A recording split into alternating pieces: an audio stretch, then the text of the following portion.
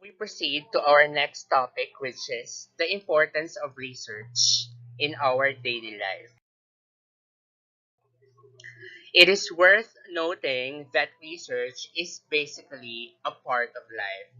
Whatever we do, everywhere we go, research is part of our day to day living. For example, in simple questions such as what laptop or what gadget should I buy? Or what shampoo should I use? Or what cell phones should I buy for myself? Or even the more complicated questions or more um, comprehensive questions such as what should I do to improve my academic performance? Or how could technology contribute to the improvement of our education? Or how effective could be the vaccine for COVID-19? So those are the questions that we ask wherein research can come in because again it is important that it is important to realize that research involves asking questions and research is conducted in order to answer those questions. According to Allocation.com, research is a tool for building knowledge and efficient learning. What do we mean by this? We conduct research so that we can formulate, we can create, we can synthesize new knowledge based on the information presented to us. Conducting our research also gives opportunities for us to learn new, updated information, which allows people to expand their ideas and knowledge regarding different subject matters. So we conduct our research in order to gain new information, in order to gain a deeper understanding of different topics. Another thing is that research is conducted in order to understand various issues. This is specifically um, applicable to UM's students. We conduct research in order to understand, comprehend various political, societal, economical issues that we experience in our present society. So when we conduct our research, um, it allows us to have a clearer perspective on why a certain issue is happening, or it gives us a new perspective as to how we experience this particular issue in society. So research gives us the rationale or the background behind these issues because research provides background information regarding these issues. So, in that way, we are understanding better the various issues that we experience in our society.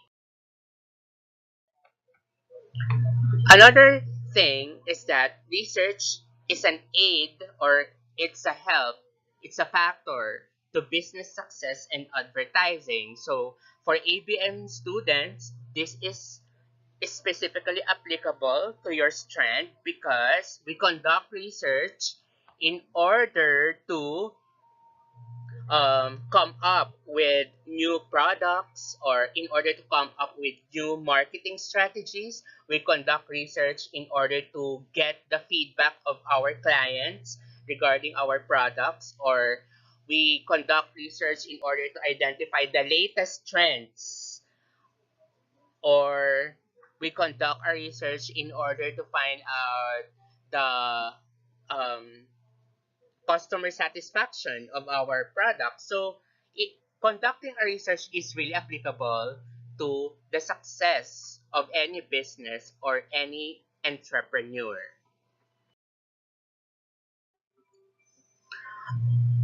Still, from allocation.com, research is conducted in order to verify truths and debunk myths. So we conduct research because we want to find out which information is truthful and which one is not. Which one are considered myths and which one are considered true. So we conduct research in order to verify factual informations, in order to verify theories, and in order to disprove various myths regarding certain topics. Now, the next question that we should be asking is, what should I research on? Remember that a research can be about anything. You have to be observant in your surroundings. Um, you have to keep observing in your surroundings something that is wrong, something that needs improvement, something that needs solution. So that could be anything, and it can be your topic for your research. But still, remember that your topic of your research should be in accordance with the acronym SMART. When we say SMART, letter S, it should be specific. When we say specific, the topic should be narrow. It should not be too broad. It should not be too generic. It should be focused on a single topic. Letter M, measurable. When we say measurable, our research topic should involve numeric data and statistics. Now, when we say numeric data and statistics, I am talking about quantitative research. How about qualitative research? How do we know if there is a measurable data in qualitative research? To be honest, when we say qualitative research, it involves people's opinions, people's behaviors, people's perspectives regarding their issues. We cannot quantify the opinions of our respondents in a qualitative research. So, how do we measure them? In a more comprehensive level of qualitative research, there is what we call coding. It's part of data analysis, which we will not be doing because that is really difficult, that is really complicated. But the fact that we are measuring the opinions of your participants through interviews, I think we can still have a substantial data for qualitative research. Unlike for quantitative, it is really measurable because you are talking about numbers, you are talking about figures and statistics, you're talking about percentages, you're talking about fractions. So there is really a measurable data in quantitative research. Letter A, attainable. When we say attainable, the topic of our research can be accomplished at a given time. So I do not want you to be ambitious in choosing a topic. You have to choose a topic that is only attainable within a specific time. So for example, if we have 5 months for first semester, you have to consider the time limit of our semester. How do I choose a topic that is only attainable within 5 months? So that could be a practical question that you should be asking yourself when you say attainable. Letter R, when we say results focused, it can yield results and answer questions. So when you go back to your topic and then you have the results already, do you think the results can answer your question? Do you think the results can give you solutions to your topic? If that's the case, then your research is results focused. And last one, letter T, timely. When we say timely, it must be relevant to the present situation of society. So, I already discussed this in the characteristics of research, right? Our research should be timely. When we say timely, it should be applicable to the present conditions of our society. If we're experiencing a pandemic right now, if we are experiencing economic crisis or educational reform right now, what are the possible topics that we can get from those current conditions? So that is what we call having a timely research topic.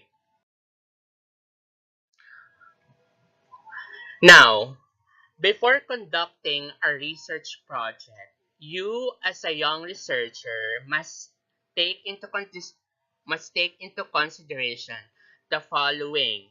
Number one, what do I want to research on? So you have to ask this question, what do you really want to find out? It has to spark your interest.